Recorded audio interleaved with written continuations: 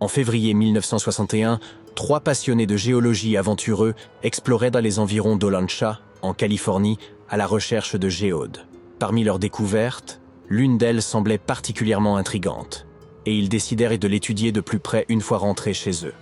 En coupant la matrice rocheuse, ils découvrirent à l'intérieur un objet inattendu.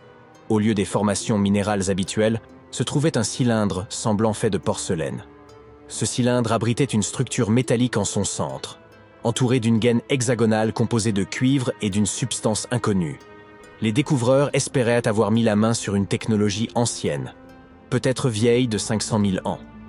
Ils pensaient que ce pourrait être la preuve de l'existence d'une civilisation avancée disparue, comme l'Atlantide, ou même de voyages temporels.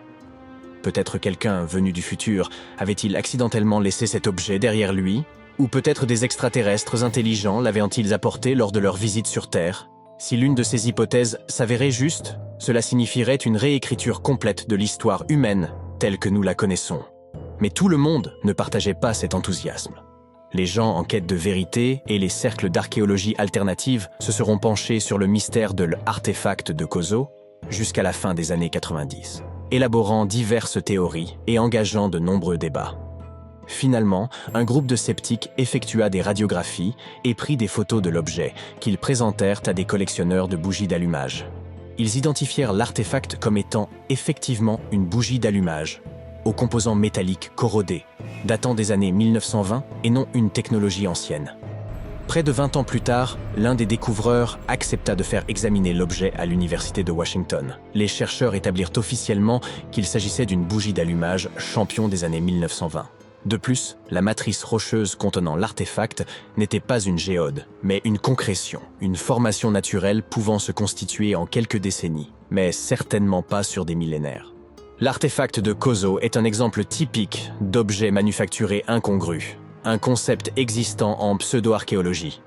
Il s'agit d'artefacts rattachés à des endroits ou des époques où ils ne devraient, logiquement, pas se trouver. Ceux-ci semblent trop avancés pour la période où ils sont découverts, suggérant parfois une présence humaine là où elle n'était pas censée exister. La pile électrique de Bagdad constitue un autre exemple frappant de ce type d'artefact. Découverte dans les années 30 par un archéologue allemand, elle se compose d'un pot en argile, d'un cylindre en cuivre et d'une tige de fer traversant le couvercle du pot. Le sommet, bien qu'endommagé, avait probablement été scellé avec de l'asphalte. Son découvreur remarqua qu'elle contenait 2 métaux différents et potentiellement un électrolyte, les éléments clés d'une batterie. Bien qu'aucun texte ancien ne corrobore cette hypothèse, les tests scientifiques effectués en la remplissant d'une solution ionique, comme du vinaigre ou du vin, démontrèrent qu'elle pouvait effectivement conduire de l'électricité. Si cette batterie datait réellement de 2000 ans, elle aurait pu être utilisée dans des pratiques médicales anciennes ou même intégrée dans des statues pour créer l'impression d'une vibration destinée à impressionner les visiteurs. Wilhelm König, son découvreur, pensait qu'elle servait à la galvanoplastie, un procédé de revêtement des métaux. Même si elle fonctionnait comme une batterie, la pile de Bagdad ne pouvait produire qu'une infime quantité d'énergie, soit environ 1 volt. Certains pensent donc qu'elle servait plutôt de conteneur pour des rouleaux sacrés. Dans les années 30, un couple fit une découverte étrange lors d'une promenade le long de Red Creek à London, au Texas. Il s'agissait d'un morceau de bois dépassant d'une formation rocheuse apparemment ancienne. Une décennie plus tard, leur fils, intrigué par ce mystère, décida de briser la roche et découvrit à l'intérieur un marteau à l'aspect étonnamment moderne. Cette découverte retint l'attention de Carl Baugh, un créationniste jeune terre, qui prétendait que la roche entourant le marteau datait de la période du Crétacé. Il y voyait une preuve contredisant la théorie de l'évolution. Toutefois, des investigations scientifiques démontrèrent que la roche n'était pas aussi ancienne qu'il n'y paraissait. Les processus géologiques successifs avaient simplement enrobé ce marteau moderne au fil du temps. Ainsi, il ne s'agissait pas d'une preuve de la coexistence pierre à feu avec les dinosaures, comme certains l'espéraient, mais simplement d'un mineur ayant laissé tomber son marteau il y a des siècles, et de la nature ayant fait son œuvre. Un archéologue chinois aurait découvert des grottes semblant avoir servi de sépulture à de petits êtres aux grandes têtes ovales. À côté de leurs dépouilles, des peintures rupestres représentaient des figures portant des casques ronds, ainsi que le soleil, la lune, la terre et les étoiles. connectés par des groupes de petits points. On découvrit également plus de 700 disques de pierre mystérieux gravés de sillons en spirale. Les choses prirent une tournure encore plus étrange lorsque ces disques furent envoyés à un professeur chinois, qui affirma que ces sillons étaient en réalité des caractères écrits. Selon son interprétation, les disques racontèrent l'histoire des Dropa, venus d'une autre planète et dont le vaisseau spatial s'était écrasé sur Terre il y a environ 12 000 ans. Ces visiteurs auraient tenté de vivre parmi les humains jusqu'à ce qu'ils soient traqués par les locaux. Cependant, aucune preuve concrète ne corrobore cette histoire. Elle fut publiée pour la première fois dans les années 60 à travers quelques articles, mais elle semblait douteuse. Aucune des personnes impliquées, l'archéologue, le professeur, ou même l'université pour laquelle ils étaient censés travailler, ne semblait avoir laissé de traces dans les archives. Et bien qu'il existe un peuple au Tibet portant le nom de Dropka, ils sont entièrement humains, et non des visiteurs extraterrestres.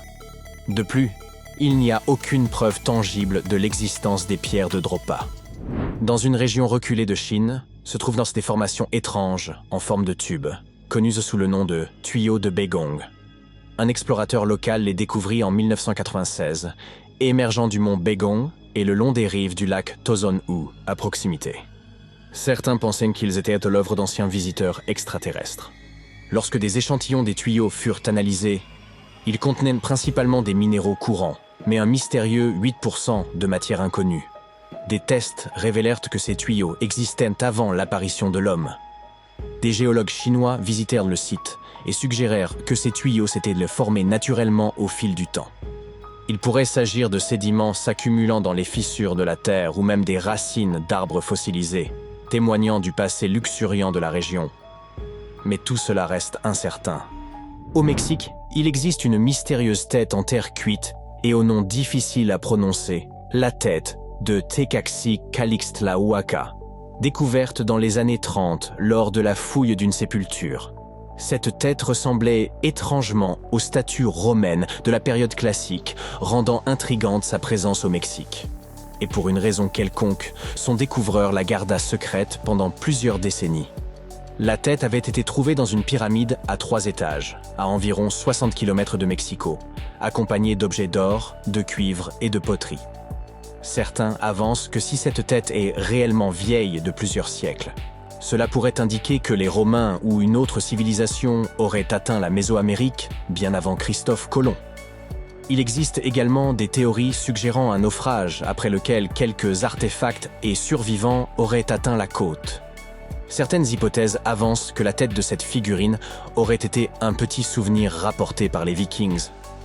Cependant, il n'existe aucune preuve archéologique d'une rencontre entre les Vikings et les peuples mésoaméricains. Bien que quelques artefacts circulent, aucun n'a été identifié comme une preuve indéniable de contact précolombien. Ainsi, le mystère de l'origine de cette tête demeure irrésolu. En creusant une tranchée le long d'une rivière en Roumanie, des ouvriers découvrirent un objet en forme de cale, désormais célèbre sous le nom de cale en aluminium d'Ayoud ou coin d'Ayoud. À côté, se trouvaient des os de mastodontes, ces ancêtres des éléphants qui vivaient il y a 11 000 ans, suggérant que la cale pourrait être du même âge. Ce qui est intéressant, c'est que ce coin est fait d'aluminium, un métal qui n'a été découvert qu'au XIXe siècle. La production d'aluminium nécessite une chaleur intense. De plus, la cale est recouverte d'une épaisse couche d'oxyde, indiquant qu'elle est là depuis des centaines d'années. Certains pensent qu'elle aurait pu tomber d'un vaisseau spatial venu d'une autre planète. Certains scientifiques pensent qu'il s'agit d'une supercherie, tandis que d'autres supposent qu'il pourrait s'agir d'un objet fabriqué par l'homme pour un usage inconnu.